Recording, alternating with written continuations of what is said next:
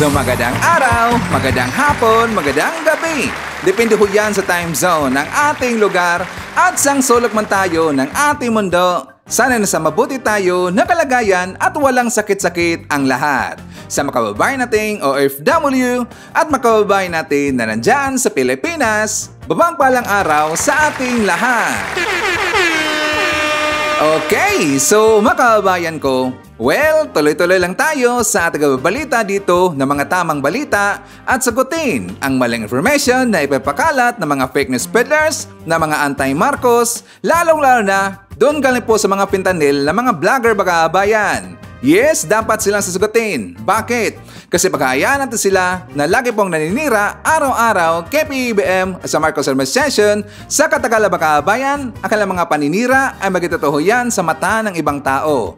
So dapat silang sasagutin kasi ang bagong Pilipinas, bawal po ang mga sinungaling. At syempre, kasama niyo pa rin si Sir Ivan, ang pinakabulol na vlogger sa balat ng YouTube, pwede sa inyo ng mga totoo at mga preskong balita na kinukuha natin sa kapitbahay na social media. So magandang buhay sa ating lahat mga kabayan and a happy Wednesday sa ating lahat. Okay, so before tayo mag-start mga kabayan, well syempre, as usual, i-check more natin kung sino yung nakapasok sa ating top 5 commenters doon sa ating last vlog.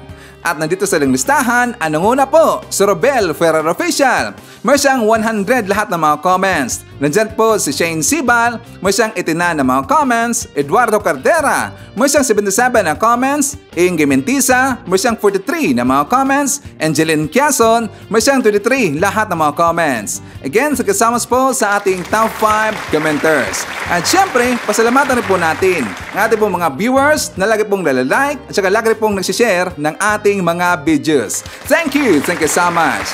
At syempre, i-acknowledge po natin ang ating pong mga channel members. Nandyan sila si Barbara Butler, Susan Torres, Eva Ponsalan, Edmond Casteliejo, Lia Ann, Gold Digger, Samuel Membrado, Cosmo Defender, Fiscal Lante, Rosita Ruel, and Bia Bibar. I-greet natin ang happy birthday ang mother ni Eduardo Cartera. She is already 92 years old. Happy birthday! And also happy 4th birthday kay Sean Kaiden de la Peña. There is greetings coming from Joseph Magallon. And also happy 10th birthday kay Joran Magallon.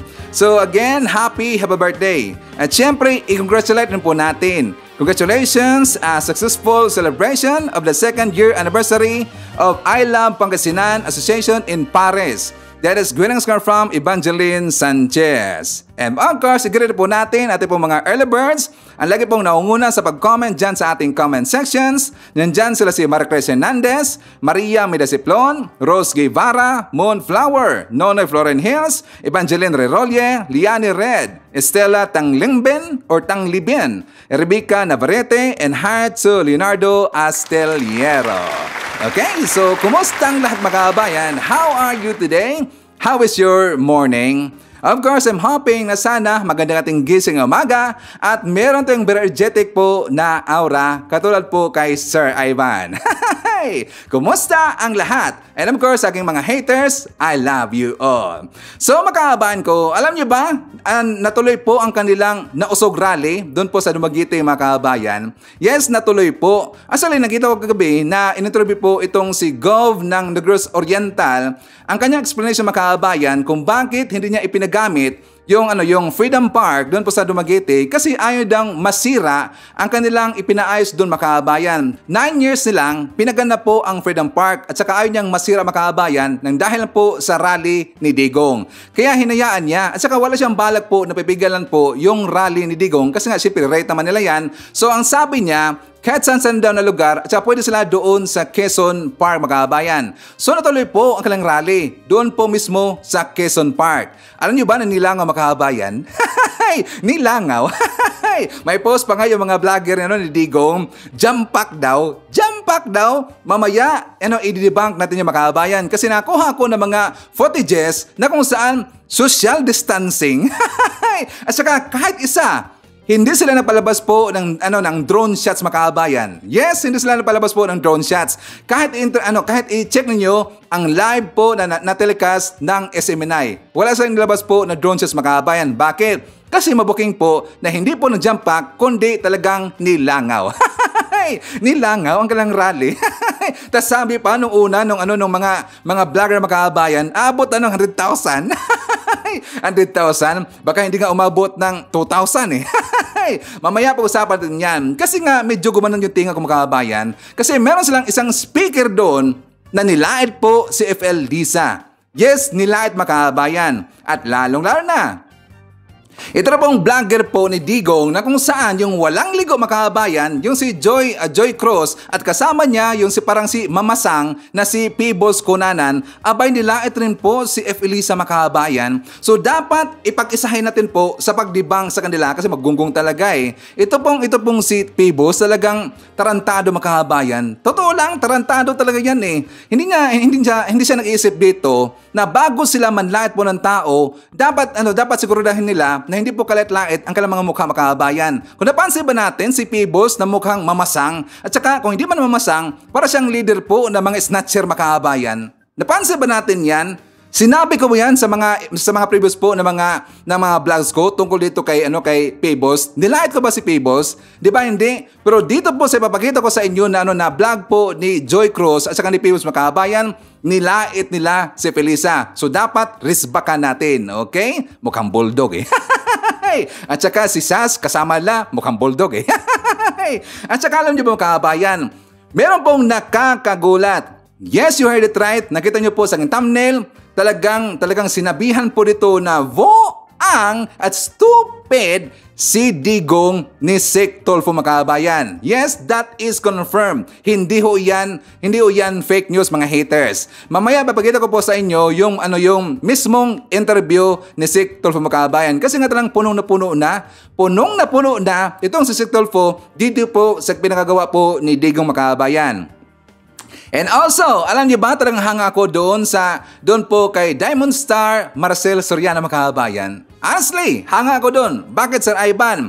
Isipin niyo lang po, ito pong si Kibuloy, how many times so yan ipinatawag po sa Senado, meron pang warrant of arrest, hindi po napakita sa Senado. Pero itong si Marcel Soriano mga kababayan, na alam ho natin na sa dito'y walang kinalaman, walang alam po sa nangyari, ngunit siya po'y nagpunta dyan sa Senado. Hindi po siya nang matigas po mga kababayan. Pero si Kibuloy, tingnan nyo, dyan natin makikita kung sino talaga dito yung totoong maisog na tao. Teka lang, alam niyo ba yung ibig sabihin po ng maisog? Sa mga Tagalog, ang ibig sabihin po ng maisog, yan po ay matapang. So in Bisaya, maisog. So yan po ang totoong maisog mga kababayan. At saka doon po, call out po dito kay Mr. Pancher, Senator Bato. Kasi nga 'di ba nung una yung first po na hearing mga kababayan ng PDLX, galit na galit siya dito kay Maharlika Kahitad. Talagang gusto niyang papuntahin diyan sa Senado mga kababayan. Pero kahapon, sabi niya, inibitahan daw si Maharlika pero hindi na nagpunta. Pero wala siyang follow mga kababayan. Kasi sabi niya, hindi siya nag-follow up kasi daw si Maharlika na humingi daw sa kanya ng pasensya at saka nag-regret daw sa mga kababayan. Dahil lang sa sinabi ni Hitad na parang actress mga kababayan, nag-inarte lang, feeling pabiktima. Sinabi niya, nag-regret siya sa sinabi daw doon kay Bato. Hinayaan lang niya na hindi na pumunta dyan sa Senado mga kababayan. Diba? Isipin nyo lang po mga kababayan, klarong-klaro talaga na itong si Bato ay napaka-bias at talagang putiktado niya ito pong si Morales. Ayaw niya, kahit man lang siguro kahit man lang online, kahit man lang pinatin niya itong si Tad na online mga kababayan, siguro mas okay pa yon. At least makasagot doon itong si Tad. Pero sa akin, talagang papuntahin dyan sa Pilipinas ito pong si Hitad. Pero siguro, na-realize po dito ni Tad na baka yan po ay trap. Trap naman talaga eh. Kaya ayaw po ni Hitad na pupunta dyan sa Pilipinas kasi alam niya, trap po yan. Pero dito din nakita, yan pong si Hitad mga kababayan ay puro lang yan ngaw-ngaw, puro lang po yan daldal, at sabi pa nga niya, makabayan daw siya. Makabayan in my ass, makabayad ka mo. Diba? At saka mamaya mga kababayan, babasagin natin po ang kanilang mga trip. At syempre, marami pang iba. Alam po si Sir Ivan, marami itong binibutan ng mga pasabog every time na maglalabas tayo ng mga bagong balita dito sa ating channel. Okay, so before tayo mag-start mga kabayan, well, syempre, kukumustahan ko muna kayo at saka shoutout natin ating mga pinalangga po na mga legends, ang ating mga senior citizen. Hello po, kumusta? Kumusta? I'm hoping po na sana nasa maayos tayo na kalagayan. At syempre, kumustahan na po natin ating mga pinalangga na mga Marcos Loyalist. At syempre, nandyan rin po mga DDS na mga matitino. At saka kasama rin po natin ang mga pinklawan sa mga dilawan. At syempre, pasalamatan rin po natin ang ating po mga bagong pasok to sa channel, mga bagong subscribers. Welcome to the family and thank you po for appreciating our channel. So again, sa ating mga haters, I love you all. Did you miss me? So anyways, before tayo mag-start mga kabayan, at saka before tayo pumunta doon sa mga mainit na mga balita at saka mandidibang tayo ng mga fake news ng kabilang kampo, well, ipapakita ko muna sa inyo yung good news mo galing sa ating gobyerno at kay PBBM. For more details, let's watch this. Target ng Pilipinas na maisapinal na sa 2027 ang Free Trade Agreement ng bansa sa European Union. Binigyang diin naman ni Pangulong Ferdinand R. Marcos Jr. ang pagkakaisa ng Pilipinas at EU. Yan ang ulat ni Rod Lagusa. Bukod sa mga investment mula sa European Union, mapapalakas din ng Free Trade Agreement o FTA ang economic ties ng bansa sa naturang trading bloc. Ito ang sinabi ni Pangulong Ferdinand R. Marcos Jr. sa kanyang naging talumpati na binasa ni Executive Secretary Lucas Bersamin sa 2024 European-Philippine Business Dialogue and European Investors Night kagabi. Suportado ng pamahalaan ang negosasyon para sa pagkakaroon ng FTA sa EU. Sa kasalukuyan, ang meron na yung EU Generalized Scheme of Preferences Plus or GSP Plus na siyang nagbibigay ng trade preferences sa mga developing countries na siyang mahalaga para sa bansa.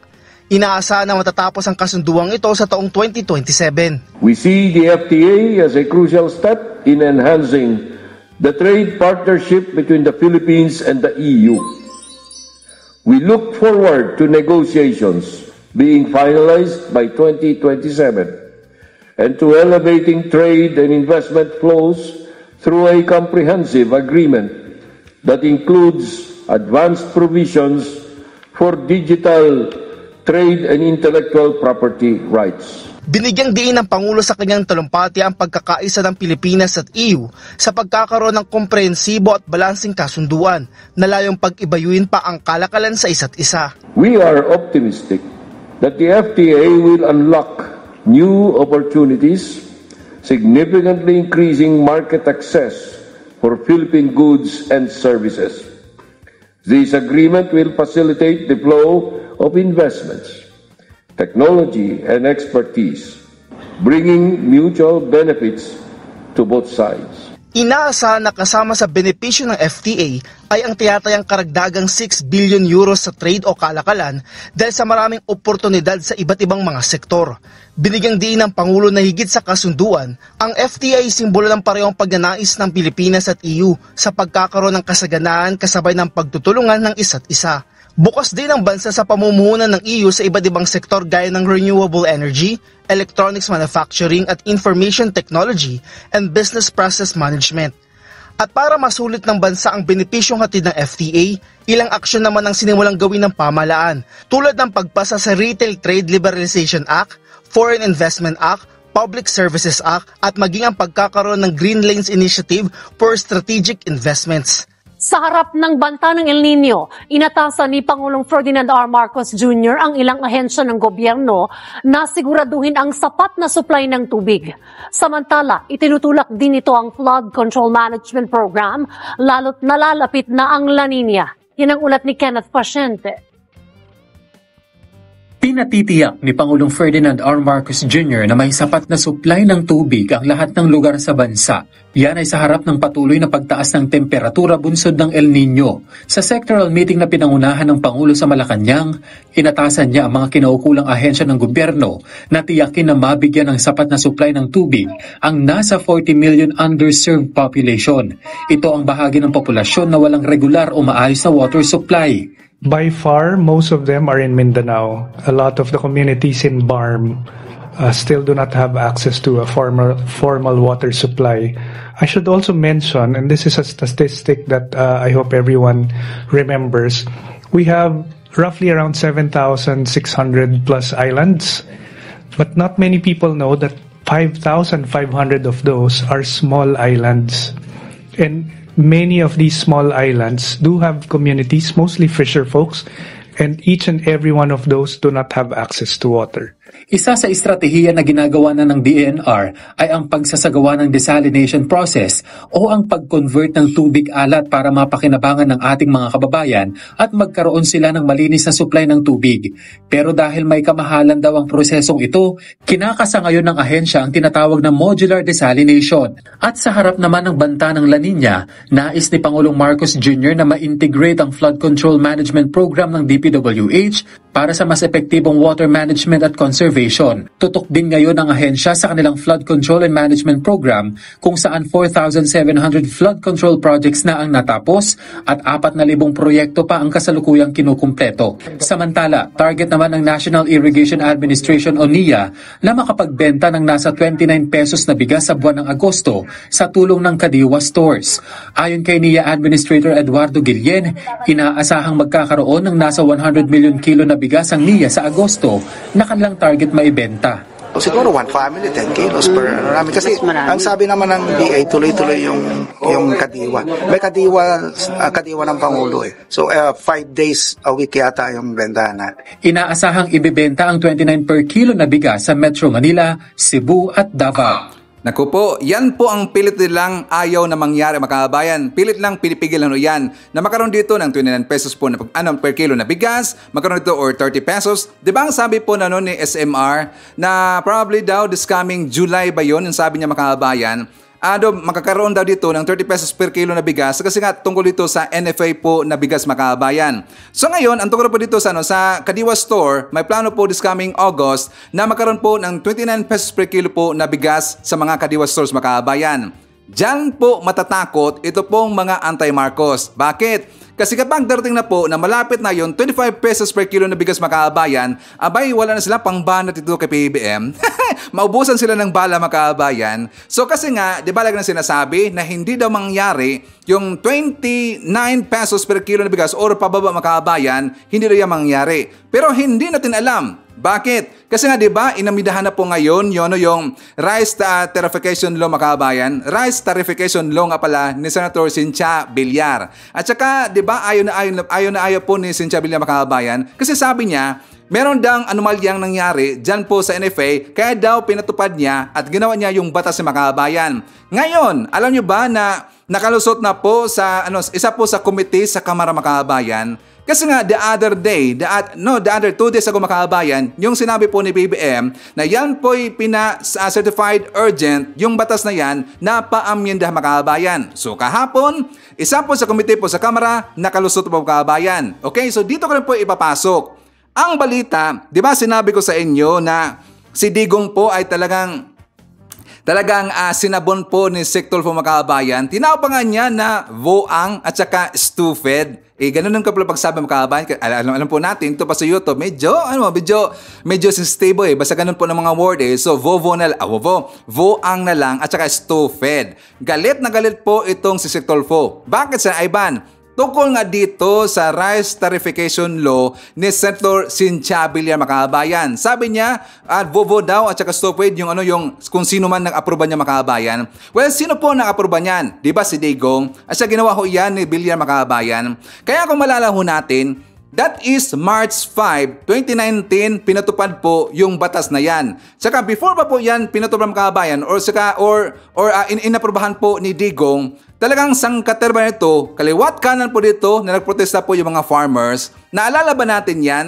Di ba talagang kaliwat kanan dito yung mga protesta, yung mga nagrarally, mga farmers, kasi nga kawawa sila mga kababayan. So hindi talaga nagkamali po yung mga farmers. Kasi after po natupad po yung rice tarification law ni Villar mga kababayan, naalala ba natin meron pong namatay po na farmers? Namatay ang farmers mga kababayan kasi nga siyempre naggurgol siya sa kanyang sarili kasi nga malaki na po ang kanilang utang mga kababayan kasi nga palagi silang lugi dahil po sa batas na yan mga kababayan. Kaya galit na galit po itong si Sector Fo kaya natawag niya itong si Digong na voang at saka stupid mga kababayan. For more details, let's watch this. Isang araw matapos sabihin ni Pangulong Ferdinand R. Marcos Jr. na isi-certify bilang urgent ang panukalang pag-amyenda sa Rice Tariffication Law. Agad nang inaprubahan ng House Committee on Agriculture and Food ang substitute bill sa Kamara ukol dito. Layo ng panukala na makapaghatid ng mas murang bigas sa merkado sa pamagitan ng National Food Authority o NFA. Inaasahan ding may kipagpulong ang liderato ng Kamara sa Senado para talakayin ang mga nasabing issue sa bigas. Yan ang ulat ni Mela Lasmora. We need to do something now, kaya kailangan po mag-intervene ang National Food Authority dito. Bigyan ng kapangyarihan makapagbenta ang NFA sa mga palengke like before. 2018, 2017 nakakapagbenta, ewan ko kung sinong ang nag-aproba nito na inalisan ng kapangyarihan ng NFA na magbenta sa palengke. Kung sino man yung na yan, mali. We should bring this back. We should bring NFA back in the market para everybody can afford, can buy rice. Matapos ang ilang araw ng masusing pagtalakay ng House Committee on Agriculture and Food ukol sa panukalang pag-amyenda sa Rice Tariffication Law, naplansyanan ng komite ang mga detalye nito at aprobado na rin ang panukala sa committee level. Ayon kay House Agriculture Committee Chair Mark Enverga, alinsunod sa direktiba ni House Speaker Martin Romualdez, pinaspasan talaga nila ang pagtutok sa priority bill para agad maihatid sa publiko ang mas murang bigas mula sa National Food Authority. Sa ilalim ng RTL, ipinagbawal kasi noon ang pagbibenta ng NFA rice sa merkado, bagay na nais ng ibalik ng Kongreso at suportado rin naman ni Pangulong Ferdinand R. Marcos Jr. We will ensure that there will be the presence of NFA to stabilize the price of rice. Para ito nga po will be affordable to our countrymen. Kinakailangan that they should also be there para panlaban din po ng gobyerno sa mga mapagsamantalang mga traders sa merkado. So Sir Bale, ang amendment is every day may NFA rice na sa palengke? Well, in accordance to our bill, the presence of NFA is always there. So it would depend on NFA, could be subjective to the situation. It's looming. They're always there. Dadaan pa sa ibang komite ang panukala bago tuluyang maiakyat sa plenaryo. Pero kumpiyansa si Enverga na mabilis lang din ang magiging proseso nito. Gayunman, kahit makalusot na sa Kamara ang panukala, hindi rin naman ito uusad kung hindi aaprubahan ng Senado. Kaya panawagan ni House Deputy Majority Leader Erwin Tulfo, baka pwede naman sumabay na lang kayo sa bersyon namin, itasantabihin muna natin yung mga business interest, personal interest natin, unahin po muna natin yung interest ng mga tao nang nakakarami sa atin. Otherwise, wala akong mangyayari. Kaya tayo napupulaan ng taong bayan, puro tayo forma, puro tayo kwento. Why don't we just do our work, let us unite, para sa isang mission, ang mission natin, everybody can buy rice. May tugon din si Tulfo sa mga nagtatanong kung paano nga ba maiiwasan ang korupsyon sa NFA kapag pinayagan na silang makapagbenta uli ng bigas sa pamilihan. Nandiyan po yung Bureau of Customs, nandiyan po yung DA, trabaho po nila yun, it's just implementing the law. Kapag nagkaroon na ng mas murang presyo ng bigas, inaasahan ng mga mambabatas na mas makokontrol din ang inflation sa bansa.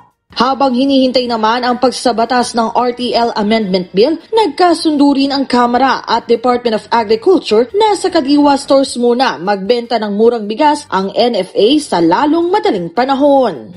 Gagawin po natin lahat. Yun po ang goal natin na aagahan natin yung pagbaba ng presyo ng bigas. Sa swerte naman din tayo kay lahat ng ibang mga commodities na kagaya ng manok, itlog, asukal, lahat ng ibang mga commodities, bumabagsak na yung presyo at sa abot kaya ng lahat. Dati, sir, nakatali yung kamay ng DA and NFA due to yung certain laws that we have existing. So, meron tayong pinababago sa batas at hopefully ma-pass ng Congress ito para mabigyan ng leeway na mag-intervene ng DA and NFA sa issue sa bigas. Sa mga susunod na araw, inaasahang makikipagpulong din ang liderato ng Kamara sa kanilang counterpart sa Senado para talakayin ang mga nasabing issue sa bigas. Ano kaya ang masasabi ni Villar Makabayan kung marinig niya o makita niya yung sinabi po ni Sec. Tulfo? Di ba? Sounds interesting. Hey! Mga salot ang lipunan yan eh. Hey! Tama lang po sinabi po ni Tulfo Makabayan na sila po ay vuang at saka stupid. Tama lang po yun kasi nga sa totoo lang nung in-implement nila yung rice tarification law Makabayan, sino ba dito yung nakabenepisyo niyan? Sino ba itong nakabenepisyo mga kabayan? Diba? Sila si Villar, mga greedy po ng mga businessman, si Digong, kasi siya po dito nakaproba niya mga kabayan. So dapat talaga umpugin talaga. Dapat umpugin po to si Digong at saka si Villar mga kabayan. Yan po ay traido sa bayan at saka totoo pong salot sa lipunan mga kabayan. Diba? So buti lang talaga na upo po yung isang Marcos mga kabayan. Kasi nga nakita po ni PBM na talang kawa-awa talaga at kawawa talaga ang mga farmers. Yan po ay matagal nang ipinagsisigaw po ng mga farmers mga kabayan na dahil po sa rice tarification law, sila ito'y nagka-litsi-litsi na. So tama lang na yan po inamindahan, pero para sa akin talaga mga kabayan, no? Para sa akin lang, dapat na po yan ay i-junk. Pero tingnan nyo dito, mabait pa si PBM, hindi po ginjunk ang kanyang ginawa po na bill ni Villar mga kabayan, kundi inamindahan lang po. So that is a sign po of respect ni PBM doon po kay Villar. Pero kapag akong tatanungin, dapat po i-junk yung mga kababayan kasi yan po ipabigat po sa mga kababayan natin po na mga farmers. Okay, so unahan ko lang po itong mga haters natin. Sure na sure dito, magkaroon tayo ng 29 pesos per kilo na bigas to 30 pesos per kilo na bigas mga kabayan. Yan po ay sigurado. Pero mahirap po abutin, para sa akin ha, mahirap po abutin ang 24 pesos per kilo na bigas pababa mga kabayan. Mahirap po yan. Totoo yan, mahirap talaga mga kabayan. Pero we'll never know, hindi natin alam, baka mangyari mga kabayan. Pero siyempre, unahan muna natin itong mga haters, mahirap talaga yung 25 pesos per kilo na bigas pababa. Mahirap yung abitin. Pero ang sigurado, 29 to 30 pesos per kilo na bigas. Pero at least bumaba mga kabayan, di ba? So anyways, forward po tayo. Pag-usapan muna natin yung issue po dito sa WPS. Kasi nga mga kabayan ko, nakita ko si Subiri mukha yatang lumambot. Mukhang lumambot dahil po kay Rizon Tiberos mga kabayan. So dito po sa balita na ipapakita ko sa inyo, kasi nga, di ba, meron na pong bago na ipinalabas po na fake news yung taga-China mga kabayan. So siyempre, si Sec Tulfo naman po, galit na galit ngayon. Kasi nga, may plano ho dito. May plano kasi yung China, kasi nga nakita po sa radar mga kabayan, aside pa po sa West Philippine Sea, meron na po silang ibang lugar, part po sa Pilipinas, na parang plano lang pasukin mga kabayan. Not just pasukin, pinasok na po talaga. Pwede na po nating masabi na may plano talaga ang China na sakupin po ang Pilipinas mga kabayan. For more details, let's watch this. Hinimok ni House Deputy Majority Leader Erwin Tulfo ang AFP at PCG na paigtingin pa ang pagpapatrolya sa Eastern Seaboard ng Pilipinas. Yan ang ulat ni Mela Lasmora. Pabor ang mga kongresista sa naging pahayag ni Pangulong Ferdinand R. Marcos Jr. na hindi gaganti ang Pilipinas ng water cannon kahit pa ganito ang ginagawa ng China sa ating mga tropa sa West Philippine Sea. Ayon kay Surigao del Norte 1st District Representative Bingo Matugas, mas mainam na panatilihin ng Pilipinas ang pagiging peace-loving nation habang iginigiit ang karapatan ng bansa. Sang-ayon din dito si One Rider Party List Representative Rog Gutierrez. If we devolve to their level, if we meet violence with violence, mawawala po yung strong position natin. So I welcome that position of the President. I think it's the right one. And tama po na patuloy yung ginagawa natin. Nakikipag-ugnayan po tayo. We are looking for allies. We will not be the one to take the aggressive stance para makita po sa buong mundo na we are a peace-loving nation. So kitang-kita naman po yung ginagawa ng China against us sa West Philippine Sea.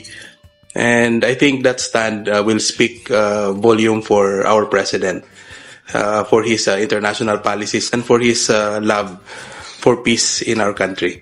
Pero alam nyo ba na bukod sa West Philippine Sea, maging ang Eastern Seaboard ng bansa, pinapasok na rin umano ng China, bagay na ikinaalarma ni House Deputy Majority Leader Erwin Tulfo. Akalain nyo bang dito naman sila ngayon, silangang bahagi ng ating bansa, ang punteriya ngayon ng China tulad ng Benam Rice o Philippine Rice at sa Catanduanes area. At para hindi po halata, mga research vessels daw ang pinapadala nila ngayon. Abay, Madam Speaker, napakalayo na po ito sa China dahil ito po ay nasa eastern seaboard na ng bansa at hindi na sa West Philippine Sea. Dahil dito, naghain si Tulfo kasama ang 3 iba pang mambabatas ng House Resolution No. 1707 na humihimok sa Armed Forces of the Philippines at Philippine Coast Guard na pag-ibayuhin pa ang pagpapatrolya at maritime surveillance sa eastern seaboard ng Pilipinas. Gate ng mambabatas sa lalong madaling panahon, dapat ay masupil na ang ginagawa ng China para hindi na lumala pa ang sitwasyon. If we continue to allow Chinese vessels in that part of our country, we might send wrong signals to China that we really cannot protect or defend our territory. Madam Speaker, we must act now before the Chinese Coast Guard and Chinese militia take over our exclusive economic zone in the Pacific Ocean. Dati nang binatikos ng mga kongresista ang mga mapangahas na aksyon ng China sa mga teritoryo ng Pilipinas. Sa susunod na linggo, inaasahang tatalakayin ito ng isang komite sa Kamara kasama na ang kontrobersyal na Gentleman's Agreement sa pagitan umano ng nakaraang administrasyon at ng China. So lahat next week, meron po tayong hearing on this issue, and that's the difference with the administration of the President. Polisiya po ang pinapagalaw ng presidente. May resibo po lahat. So, policy-driven siya, complete staff work, lahat po ng kailangan na ayusin. Hati ang opinyon ng ilang senador at eksperto sa pag-imbestiga sa Gentleman's Agreement. Yan ang ulat ni Daniel Manalastas.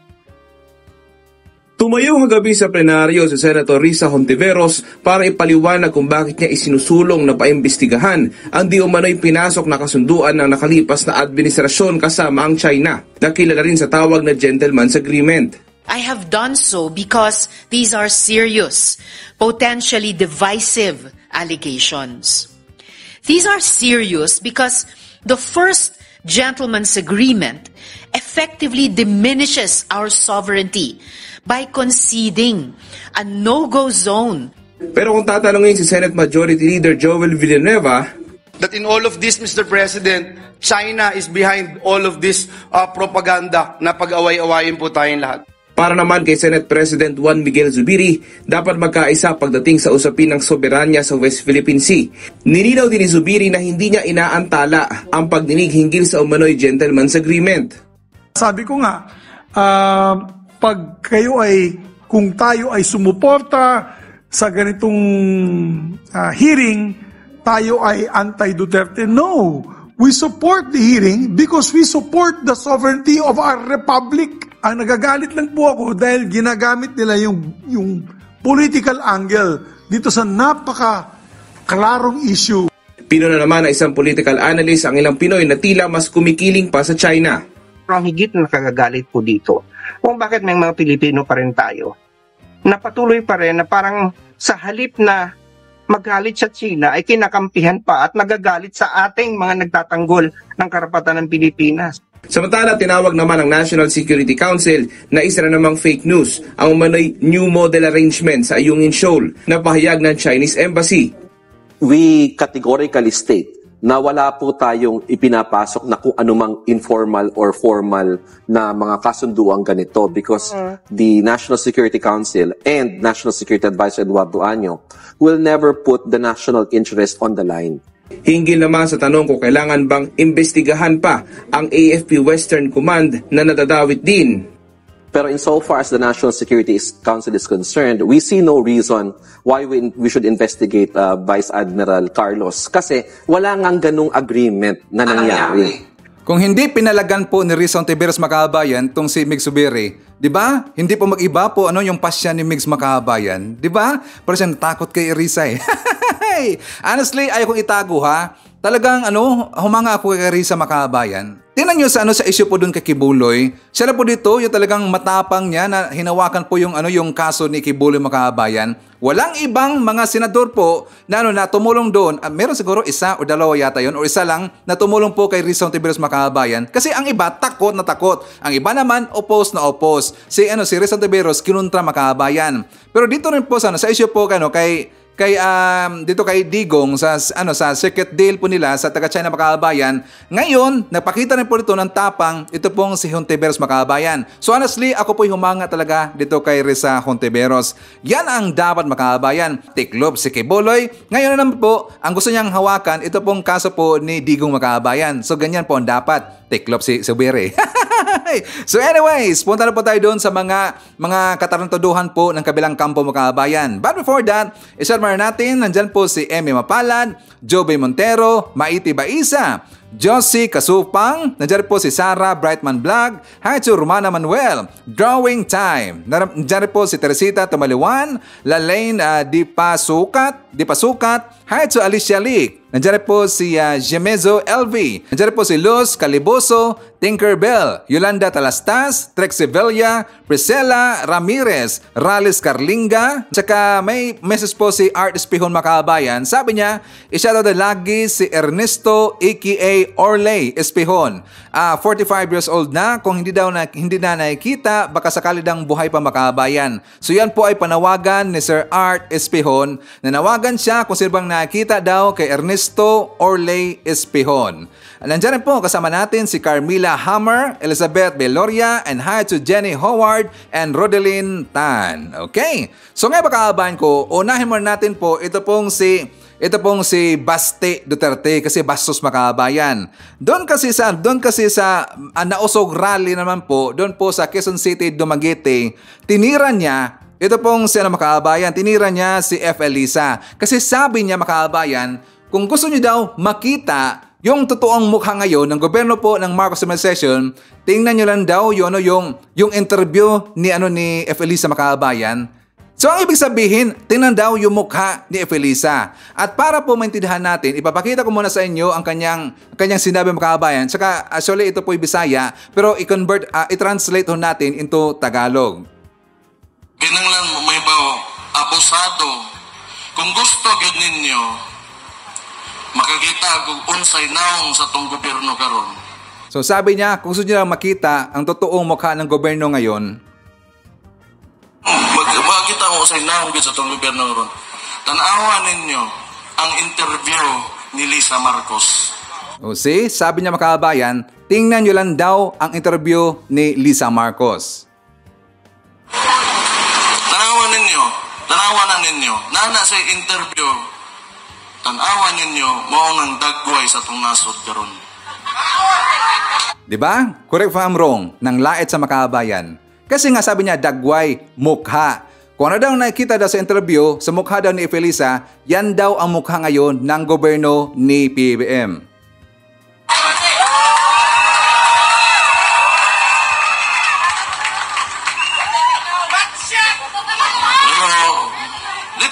Ninyo, kamo na bahala maguna-una. Di man ta gusto mangdaot og tao. Hindi daw siya manira ng tao makabayan kasi gusto niya yung sinabihan niya, sila na daw yung mga alipuris na nauto niya makabayan ang titingin doon at siya na daw ang bahala kung paano niya matingnan makabayan. Ano yung tingin daw sa kanila? Diba? Klaro naman na siya po yung nanira makabayan pero ginamit niya ang kanyang alipuris para maghugas kamay siya sa kanyang mga sinasabi. Gonggong talaga eh. Ginawa niyang tanga ang kanyang mga alipuris makabayan.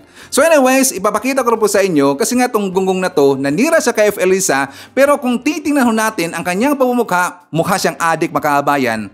Diba? Si F. Elisa, napakamatino na tao at decente po na tao makabayan. Pero yung mga Duterte, mukhang mga adik talaga eh. Diba? Mukhang adik sila makabayan. Tapos gaganin niya si F. Elisa, ang layo eh. Ang layo talaga, Marcos, si F. Elisa, ang kanyang mga anak, si PBM, versus sa mga itandiho natin, i-compare natin sa mga Duterte, ang layo talaga eh. Ang layo talaga eh. Ang mga Duterte, mga mukhang mga adik talaga eh.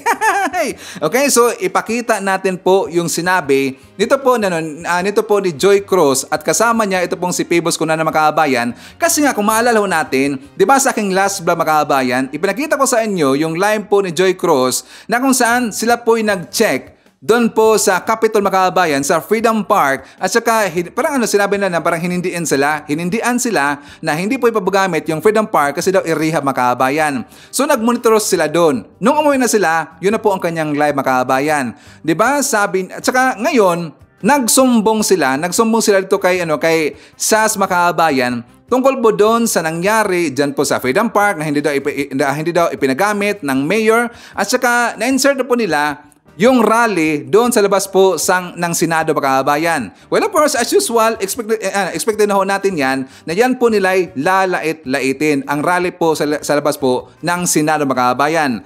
Ito namang gonggong, ito pong gonggong po itong si Pibos Conanan mga kababayan kasi nga napag-usapan nila yung buhok po ni Sas Rongado Sasot. Kung napansin ba natin, iba na po yung buhok po ni Sas mga kababayan. Di ba ang tawag dyan? Undercut. Undercut ang tawag niyan pero hindi bagay sa kanya mukhang preso na kalabasan talaga Mukha siyang preso na bago lang nakalabas. Ganyan sa tingnan po itong si Sas. Kasi hindi bagay sa kanya makabayan. Nagpa-undercut siya, hindi naman bagay sa kanya. At saka di ba girly-girly siya? Ngayon girly ba tingnan?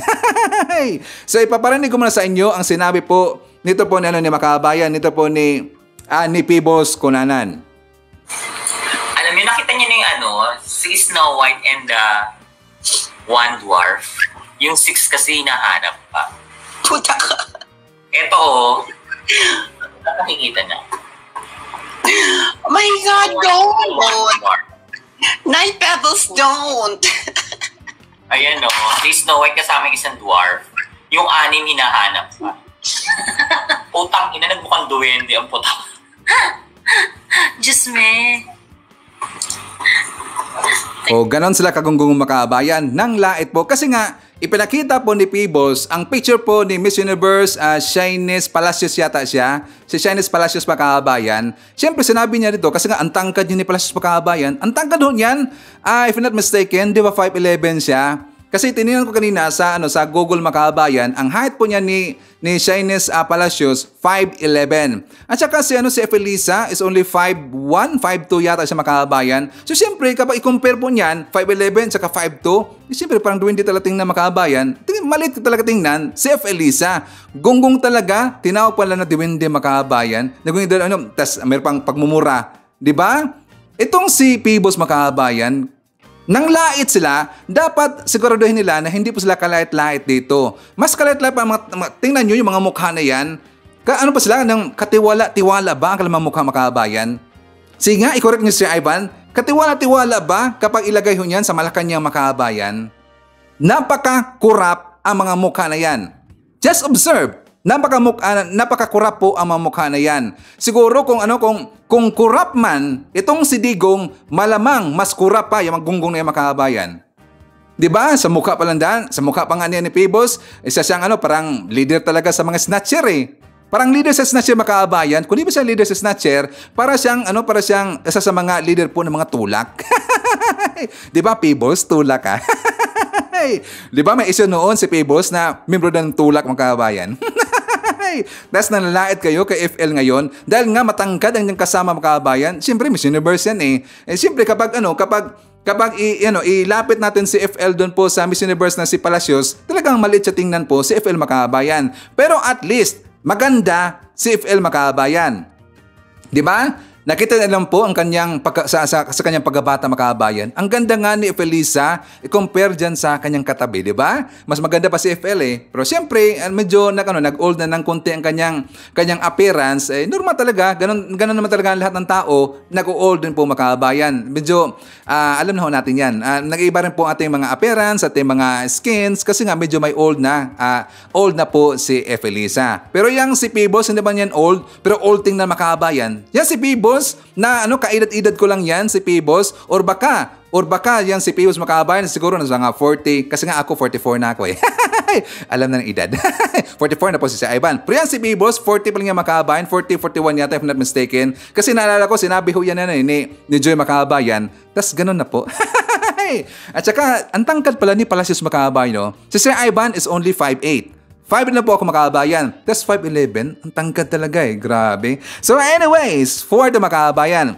Ngayon, pag-usapan na po natin kasi nga ito pong si Trillanes, meron kasi siyang sinabi na itong tungkol po sa destabilization plot ng Duterte dito po sa Marcos admin makabayan. Sabi niya na ang mga sangkot dito, nagpaplano yan, ito na po daw si Senator Bato de la Rosa makabayan. isa rin po siya kasama dito. Aside pa po nila ni Digong, ay siyempre klaro naman talaga yan si Digong. Siya po ay promotor dito sa Distab mga kababayan. Klaro ho yan, kahit sasabihin na dito na walang kinalaman daw itong si Digong. Pero klarong-klaro talaga, kahit baliktarin pa ng baliktarin po ang mundo, talagang may kinalaman ito si Digong sa Distab plot dito po kay PBB mga kababayan. For more details, let's watch this.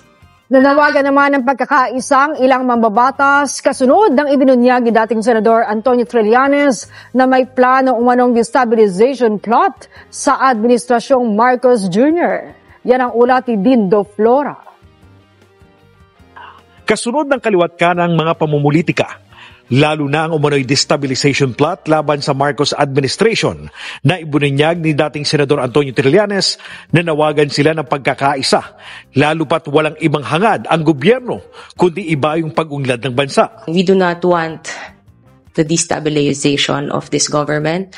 We want this to be unified. We want everything to be peaceful. Sana magkaisa at hindi nagkakagulo. Kasi kung nagkakagulo, na di-deflect at nadidistract po tayo sa anong kailangan natin gawin, which is babalik tayo. Ano ba talaga ang problema ng mamayang Pilipino ngayon? At anong kailangan natin i-act on, na mabilisan, address on. And I think the administration is working very well on quickly responding to the needs of the Filipino people. Nauna nang ibinunyag ni dating Senador Antonio Trillanes IV ang plano umanong destabilisasyon ng kampo ng mga Duterte laban kay Pangulong Ferdinand R. Marcos Jr. Sangkot umano rito ang ilang senior officials ng Philippine National Police. Ginagamit umano sa tangkang pagpapatalsik kay Pangulong Marcos Jr. ang Senate hearing na pinamumunuan ni Senador Ronald Bato de la Rosa at ang Maisog Rally. Minamadali umano ito dahil ilalabas na sa Hunyo o Hulyo ng International Criminal Court o ICC ang warrant of arrest laban kay dating Pangulong Rodrigo Duterte. Gayon din kay Vice President at Education Secretary Sara Duterte Carpio, dating PNP Chief at ngayon Senador De La Rosa at Senador Christopher Bongo, kaugnay ng war on drugs. Sinabi rin ni Trillanes na 50 active at retired PNP officials ang nabigyan ng somo ng ICC. Habang 8 senior officials ng nagdaang administrasyon, kabilang si dating Pangulong Duterte, ang isinasangkot sa kaso. Base sa aming impormasyon, ang unang mabibigyan ng warrant is si Duterte. No? Yung first batch, isa lang siya. No?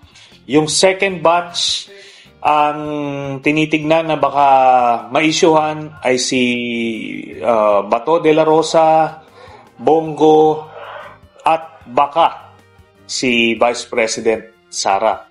Itong ongoing hearing ni Bato de la Rosa, this is part of the ouster plot. At pagka napatalsik nila si President Marcos, iuupo nila si Sara Duterte. Tahasa namang itinanggi ni Senador de la Rosa ang pagdawit sa kanya ni dating Senador Antonio Trillanes sa di umano'y destabilization plot. Hindi lang dinay, talagang nakakahiya po yung statement na yan na inutusan ako. Never ako magpapagamit kahit kanino man. Wala pong makakagamit sa akin. Kaya nga sabi ko sa inyo, I have to maintain the objectivity in the conduct of this hearing because alam kong dalawang nag-uumpugang pader dito, maiipit tayo. At handa siyang harapin ang ICC. I am a rightist. Ha?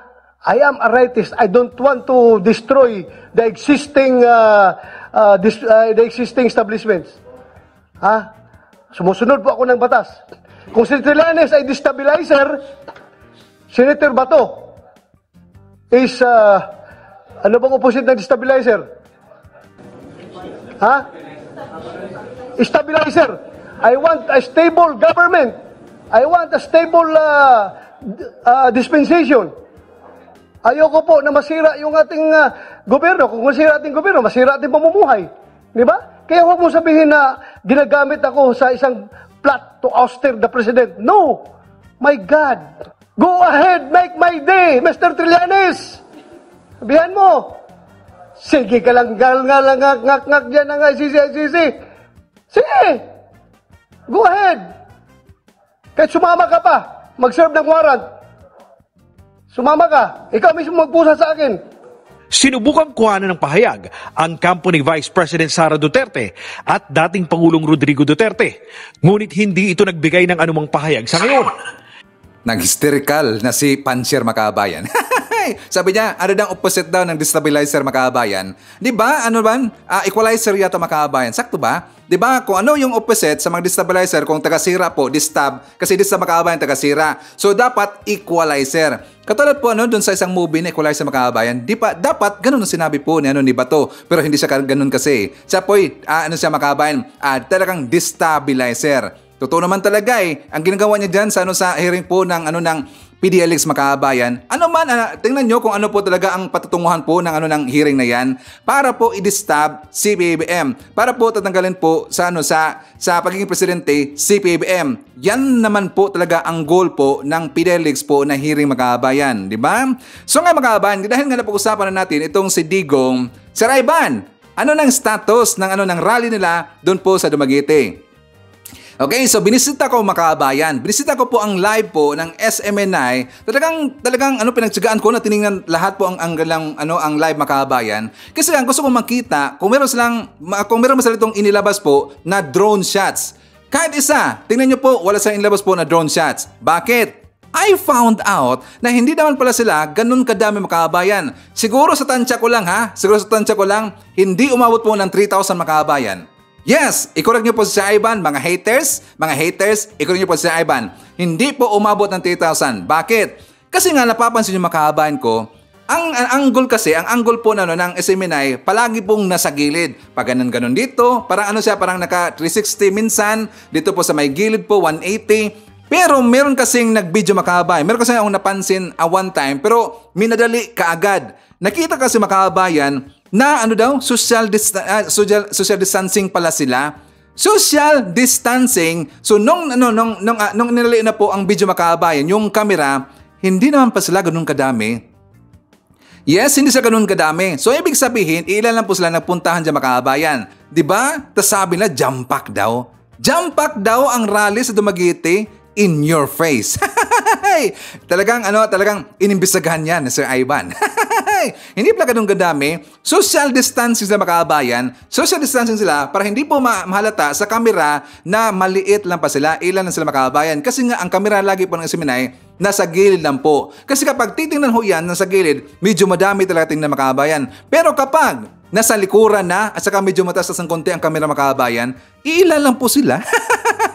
Maliit lang pala. So anyways, shout out natin. Nandyan po si KJ2 Cervantes TV. Hi to Mayeth Sibohano, Cecilia Manaksa, Lydia Grico. Nandyan po si Merjane Tan, biyahe ni AJTV. Shout out daw kay Dads Jugilion and Dang Jugilion. Nandyan po si Ligaspi, Axel Roses, and hi to Jeriel and Jim ng Cute Cebu City. Greetings from Rodolfo Randara Rabor of Tansa Cavite. I-shout out natin si Evangeline Garcia and hi to Alvin Sagales na nandyan sa Dubai. At saka at kay Sultan na kaarawan niya sa May 11. That is greetings from Eva Atienza. Happy birthday nga pala kay Sultan. Okay, so Makabayan ko, pag-usapan na po natin yung hearing sa Senado kahapon sa PDLX. Kasi nga itong si Morales Makabayan, talagang ginisa po siya ni Jingo Estrada. At saka napansin ko Makabayan, kasi nung ginisa na po siya dito ni Jinggoy, at kapag nakikita dito ni Pancher, ni Senator Bato de la Rosa, na parang naging dihado na dito si Morales, nag-insert siya kagad Makabayan, parang niyang kino-coach po itong si Morales. So for more details, let's watch this. Kinwestiyon ng ilang senador ang kredibilidad ni dating PIDEA agent na si Jonathan Morales sa pagdinig ng umano'y PIDEA leaks. Yan ang ulat ni Daniel Manalastas.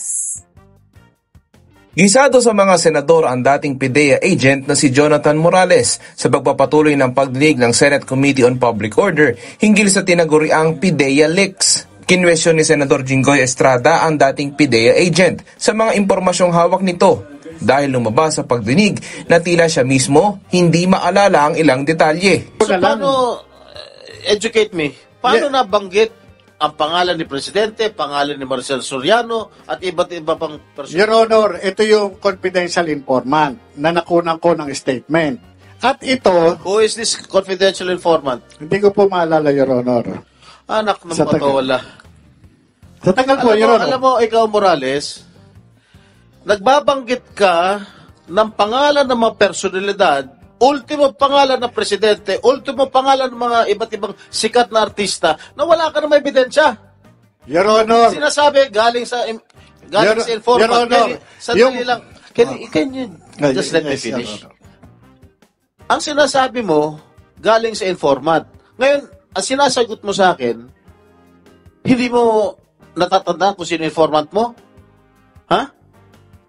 Am I correct? Hindi mo natatandaan? Your Honor. Naninira ka lang ng tao eh. Pero paliwanag ni Morales, kumuha lang daw siya ng salaysay bilang investigador at ang confidential informant ang nagdeklara nito. Hininga ni Estrada ng dokumento si Morales pero wala rin itong maipakita at nasa PIDEA raw. Pero nang tanungin ng PIDEA, O PIDEA, meron pa pangalan si Marcel Soriano dyan at si Presidente Marcos? Your Honor, in the pre-operations report, there is no such name. In the drug list? There is no name of the president, Your Honor. Marcel Soriano? No name, Your Honor. dahil sa mga kaganapan sa pagdinig, mismong si Senate President Juan Miguel Zubiri mukhang may agam-agam na rin sa mga testigo at may babala ang leader ng Senado. Ang akin lang, ang posisyon ko lang, habang nagmamonitor ako kanina, wala naman sila napapakitang panibagong ebidensya, kundi yung sinasabi lang nilang dokumento, hindi nga galing sa kanya yung dokumento, galing pa sa isang informant na ayaw niya pangalanan, wala tayong, paano yun? Hindi first-hand information.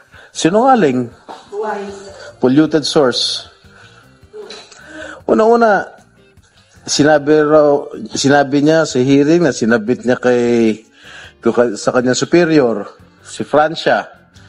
Wala naman daw natatanggap. Si Francia, nasaan yung dokumento? Di na sa kanya. Siya nag-leak. As far as I am concerned, I've already established that the President is not involved. The President is not included in the drug list. And even Maricel Soriano, hindi porket kalyado ko si Presidente, we'll just base it on facts. Para kay dating Senador Ping Lacson, sa isang post sa X, sinabi nitong simple lang ang batayan kung may halaga ang expose ni Morales sa pagdinig ng Senado. Sa pagitan daw ni Morales at PIDEA Director General Lazo, sino ang dapat paniwalaan? Bilang kilala raw ng dating Senador si Lazo bilang isang tapat na opisyal noong siya ay pulis pa lang, no-brainer na raw ang sagot dito. Tapos ngayon, nakatawang makabayan. Kasi nga itong mga vlogger po ni Digong, sila yung mga Banateros, si Coach Ole, si Boss Dede, si BMR. Alam niyo ba, isa na pong sinabi nila, si Jinggoy daw ay parang naging abogado daw ni PBM at saka ni Felisa Makabayan.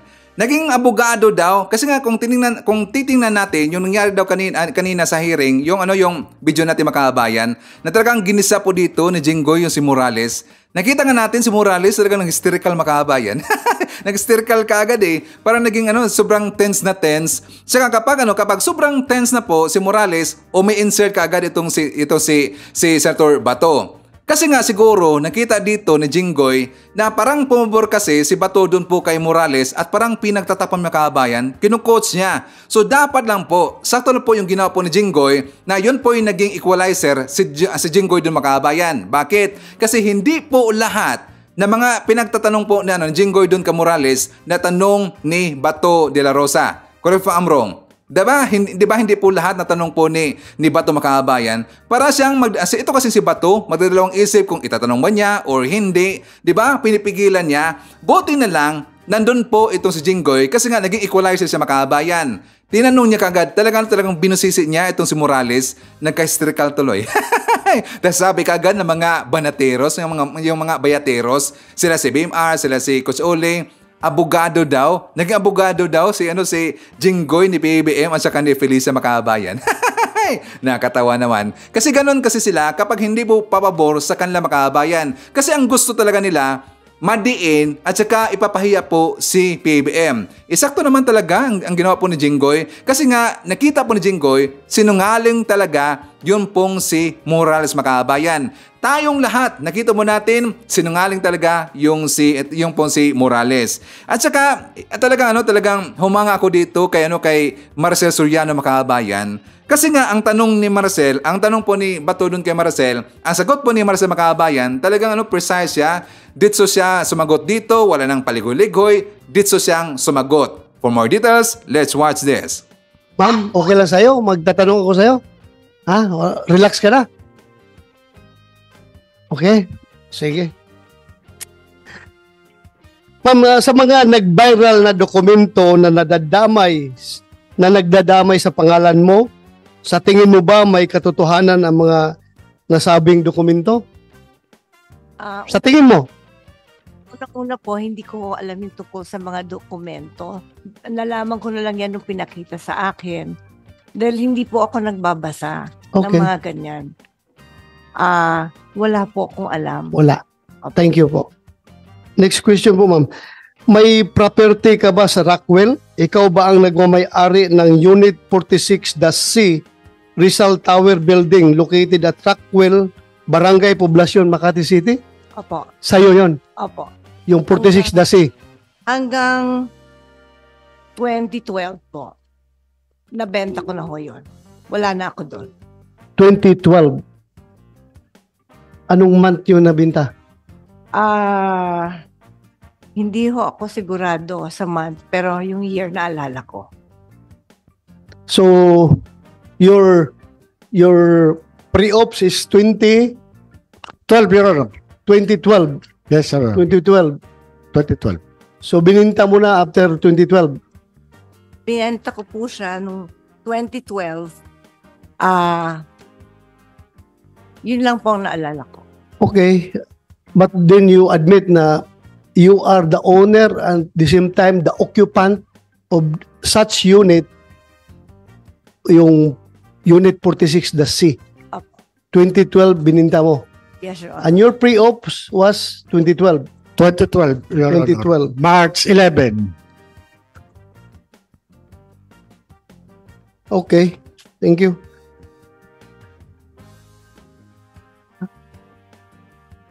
Ma'am, pwede bang makahingi ka ng kopya ng deed of sale nung unit na bininta mo? Opo. Ha? Wala. Kung meron kayong Hanapin ko po. hanapin mo. Thank you. Ito rin ma'am, may napabalita in 2011. Two former household workers who lodged a complaint of serious physical injury against Maricel Soriano stated that they decided to flee from the actress condominium unit also because of her alleged cocaine use. Ano po masasabi mo dito sa balita na ito? Hindi po totoo yan. Hindi totoo? Hindi po. Thank you. I just want to get your answer para to set the record straight. Yes po. So hindi totoo yon? Hindi po. Pero totoo na meron kayong dalawang katulong sa bahay na dalawa na umalis? Opo, kasi ninakawan po nila ako. Ninakawan kanila. Totoo na binugbog mo sila o hindi? Paano ko naman po bububugin? Dalawa po sila. Okay. Hey! Nalusaw si Bato Makabayan. In your face. Totoo naman talaga sinabi po ni Maricel Makabayan, bakit naman niya bugbugin, idalawa sila Makabayan? Paano daw mabugbog niya yung dalawang katulong, idalawa sila? Totoo naman talaga eh. Galing sumagot sana si Maricel Makabayan. Precise talaga at saka kita natin na totoo po ang kanyang mga sinasabi. So anyways, sa ating po mga viewers na hindi ko na shout out, thank you so much. At syempre, any comments, suggestion, reaction sa ating mga topics ngayong araw, please feel free to comment dyan sa baba at babasahin niyo mamaya ni Sir Ivan. Okay? So anyways, yan po ating manangkalp ng balita ngayong araw. Kung nakaabot ka po sa portion na to, sana nakapag-like na ho tayo. Libre po ang mag-share, libre din ang mag-subscribe. Again, maraming salamat sa mga viewers na hindi nag-skip ng ating mga commercials. Thank you so much. At before natin tatapusin ating programa ngayong araw, sana sabayan nyo si Sir Ivan para sa ating live messaging prayer. Panginoon, nagsusumamo po kami na tulungan mo kaming mahanap ang tamang paraan upang malutas ang aming mga problema. Pakiusap na ipadama mo pong muli sa amin ang iyong pag-ibig. Nananampalataya po kami sa iyo at alam naming binabantayan mo po kaming lahat. Nalaman mo po na kami ay nasa isang malungkot na sitwasyon. Diyos na siyang nagtutustos at nagmamahal sa amin. Pakiusap po na dinggin mo ang aming mga panalangin. Panginoon, naway pagpalain mo po ang lahat ng pamilyang Pilipino. Pakiusap po na patuloy mo silang akayin at ingatan. Ito po ang aming dasal ngayong araw sa ngalan ng ating Panginoong Hesukristo. Amen. So maraming salamat mga kababayan, and I hope to see you again on my next video.